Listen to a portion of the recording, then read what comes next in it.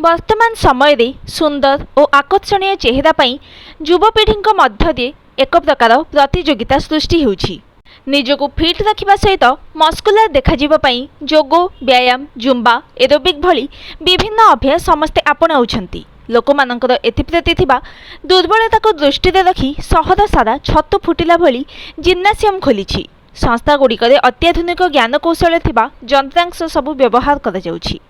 मात्र ए सबु परिचालना तथा ए क्षेत्र में आवश्यक शिक्षा देवाई कौन गोटे भी संस्थार स्वीकृति प्राप्त प्रशिक्षक नाहंती।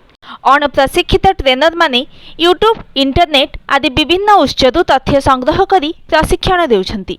विशेषकर मांसपेशी वृद्धि तथा मस्कुलर हेबाई प्रोटीन पाउडर खाइबाई परामर्श देउछंती। यह सामयिक समय शरीर को आकर्षणीय करुवा बेले परवर्ती समय में बेस क्षतिकारक साब्यस्त होउछि।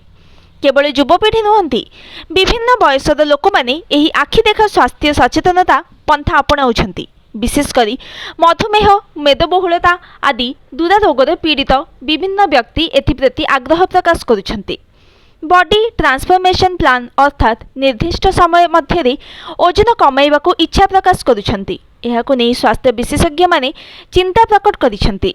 सहर सारा खोली छोट बड़ प्राय 300 रु अधिक मल्टीजिम उपरे सरकारी नियंत्रण आवश्यक बोली विशेषज्ञ दाबी करिसेंती।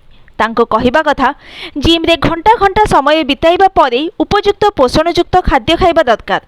मात्र युवक माने घरे पुष्टिकर खाद्य खाइबा परिवर्ते जिम पक्षरु जोगाई दिया जाउतबा प्रोटीन सप्लीमेंट को अधिक पसंद करिसेंती। वेट लिफ्टिंग कार्डियो व्यायाम ओजन प्रशिक्षण नेउथबा युवक माने विभिन्न प्रकार pre workout post workout supplement एवं स्पोर्ट्स ड्रिंक्स नेउछंती। जिम तालीमदाता परामर्श रे ए सब पाउडर खाउछंती, किंतु एगुड़िकर मात्राधिक बा भूल परिमाण सेवन जोगु जीवन प्रति विपद रही। हृदरोग विशेषज्ञ मित्रभानु शतपथी कहवा अनुसार व्यायाम दुई प्रकार यथा एरोबिक अनएरोबिक। साधारणतः एरोबिक व्यायाम रे रक्त प्रवाह रे आफ्टर लोड पड़े। शोईकी किंबा आगको झुलिकी अधिका ओजन उठाइबा समय रे शरीर रे जो चाप पड़ी थाए ताहा एक मेडिकल टर्म रो वाल्साल्फा मैनेवर सहित सामान। फल हृत्पिंडर रक्त नली फाटिबा ठारू आरंभ आरिथमिया भली भयंकर परिस्थिति सृष्टि हेबार आशंका थाए एवं हृदरोगर कारण पलटि थाए।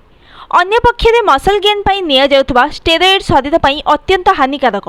यह ब्लड वॉल्यूम बढ़ाई थाए जहाँ हृत्पिंडर स्पंदन को अधिक मात्रा रे वृद्धि कराई अनियमितता सृष्टि करे एवं यह मध्य हृदघातर अन्यतम कारण होइथाए बोली से कहिसंती।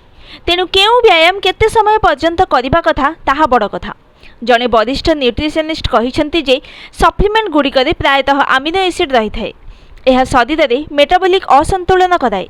यह हार्मोन उपरे प्रभाव पकाइबा सहित विभिन्न ऑर्गन डिसऑर्डर मध्य संभावना सृष्टि करे। तेणु शरीर आवश्यकता अनुसार केते जिमिंग एवं केउ सप्लीमेंट फलप्रद हेबो से नहीं यत्नवान हेबाकू से परामर्श दैछंती।